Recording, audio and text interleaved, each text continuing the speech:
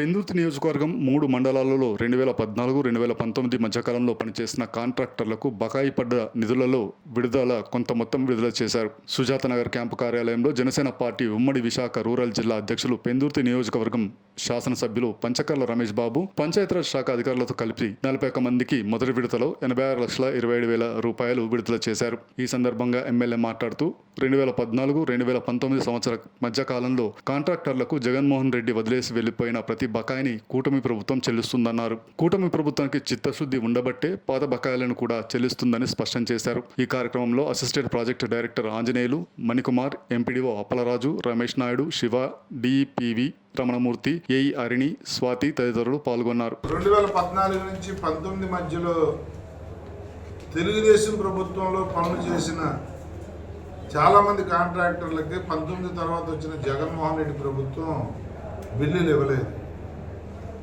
మరి వాళ్ళందరికీ కూడా న్యాయం చేయాలని మరి ఇప్పుడు మా కూటమి ప్రభుత్వం వచ్చిన తర్వాత అవన్నీ కూడా వెరిఫై చేసి ఫస్ట్ ఫేజ్గా 41 మంది వెండర్స్కి 86,27,577 రూపాయలు ఈరోజు రిలీజ్ చేయడం జరుగుతూ ఉంది.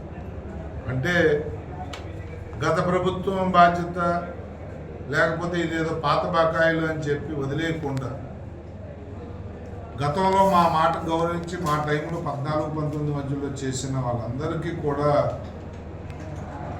న్యాయం చేయాలి అని చెప్పి మేమైతే జగన్మోహన్ రెడ్డి వదిలేసి వెళ్ళిపోయిన ప్రతి బకాయి తీరుస్తూ ఉన్నాం ఈరోజు.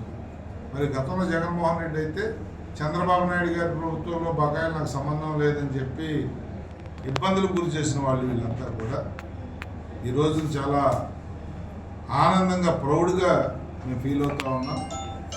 అంత పాత బకాయిలు కూడా మేము ఇస్తున్నామంటే ప్రజలు మా చిత్తశుద్ధిని, మా ప్రభుత్వం యొక్క చిత్తశుద్ధిని గమనించాలని చెప్పి కోరుతూ, మరి ఇంత కష్టాల్లో, ఆర్థికంగా కష్టాల్లో ఉన్నప్పుడు కూడా పెద్ద మనసుతో రాష్ట్ర వ్యాప్తంగా కోట్లాది రూపాయలు రిలీజ్ చేస్తున్న గౌరవ ముఖ్యమంత్రి గారికి, ఉప ముఖ్యమంత్రి గారికి మా వెండర్స్ తరఫున, మా అధికారుల తరఫున ధన్యవాదాలు, కృతజ్ఞతలు తెలియజేస్తాం.